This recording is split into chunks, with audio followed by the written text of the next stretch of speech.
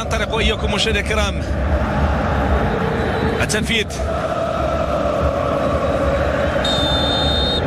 لهذه الضربة الترشيحية، المطيع وتركيزه، المطيع يترقب، تنفذ، والهدف الأول من ياسين مرياح. 1 مقابل شيء، 1 مقابل شيء. انطلقنا في ضربة الترشيح الآن.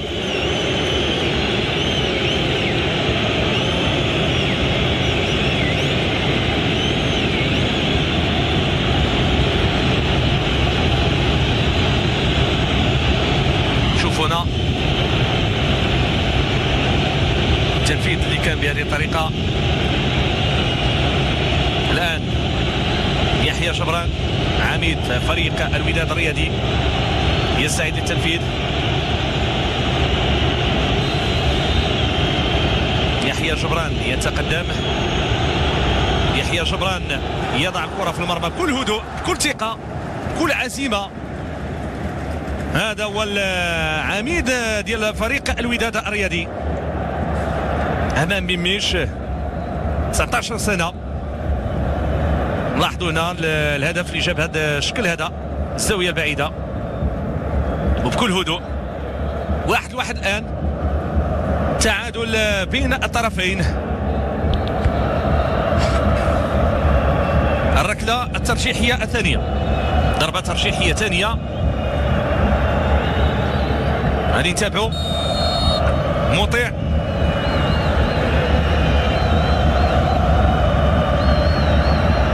محاولة ديال الترجي. مطيع يصد الكرة، يصد الكرة. رودريغيز سجل الهدف ويضيع، سجل الهدف ويضيع.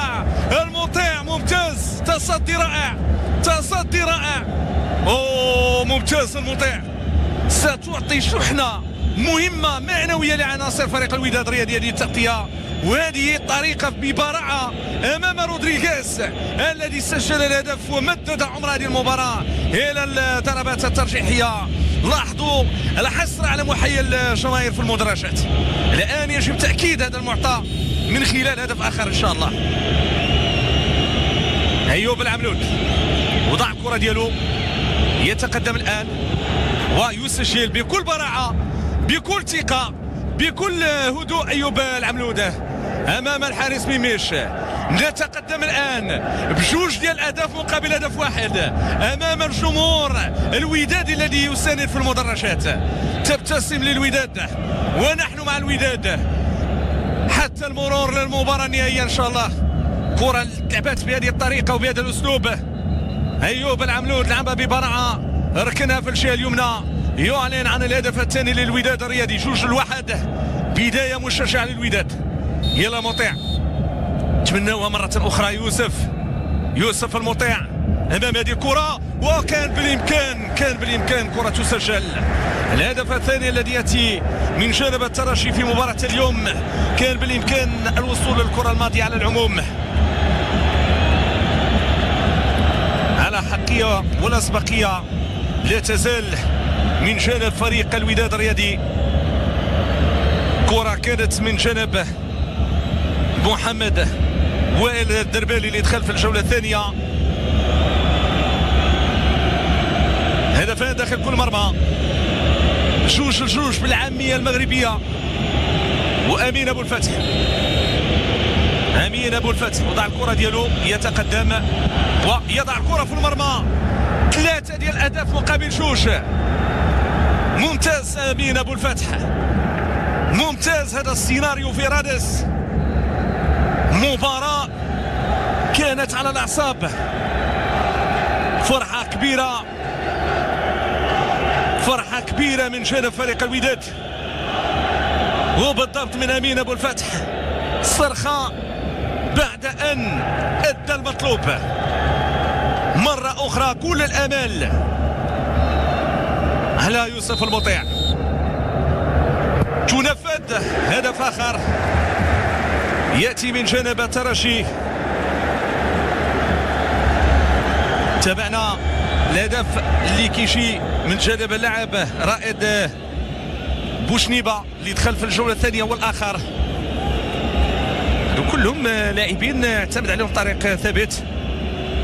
في الانفاس الاخيره من عمر ديال المباراه قام بتغييرات. اذا 3-3 ونجم للتسديد،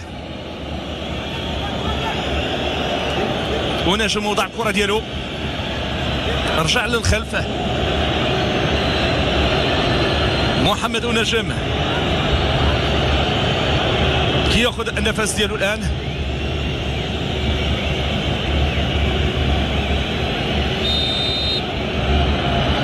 إذن ونجم يتقدم ويضع الكرة في المرمى. ممتاز ممتاز ونجم، ممتاز ونجم.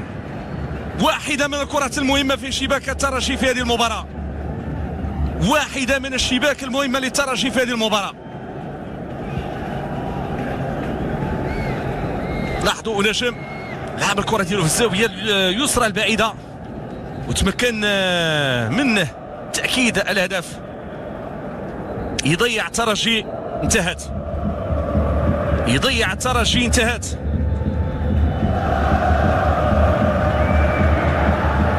نتابعوا الآن ضربة ترجيحية. المنفذ أمامنا على الصورة محمد أمين توغي، المدافع أمام مطيع التصدي المؤهل إلى المقابلة النهائية إن شاء الله. مطيع أمام توغي، كرة مهمة. توغي يتقدم، تنفذ وهدف. الآن المطلوب تسجيل هدف من جانب فريق الوداد الرياضي للمرور للمقابلة النهائية. توغي إذن يسجل هدف ديال التعادل، وتتبقى ضربة ترجيحية أخيرة لحسم تفاصيل هذه المقابلة النصف النهائية في دور الإياب. المهمة لمن؟ المهمة لمن؟ ياسير سامبو. نترقب إذن ضربة ترجيحية أخيرة.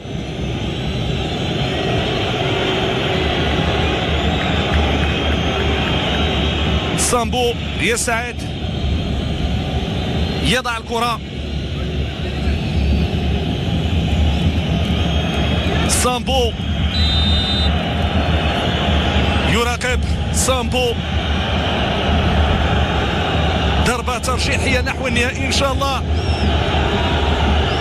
سامبو يتقدم، سامبو يتقدم، كرة في المرمى، جول جول إلى النهائي للوداد. الوداد في نهائي الدوري الافريقي، الوداد اول فريق مغربي يضمن المرور الى المقابله النهائيه في الدوري الافريقي. الف مبروك، الف مبروك لكل الوداديين، الف مبروك لكل المغاربه، لكل الرياضيين، الف مبروك لكره القدم الوطنيه.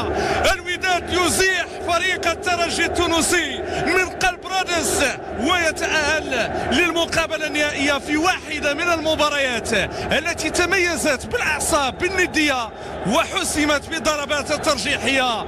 يحتفلون كما نحتفل في المدرجات، لا صوت يسمع الا صوت الوداد. واليوم الوداد تتمكن من التأهل، من العبور، من المرور، من تأكيد الذات. الوداد ماضي قدما، سجل يا تاريخ. الوداد اول فريق مغربي يلعب في الدوري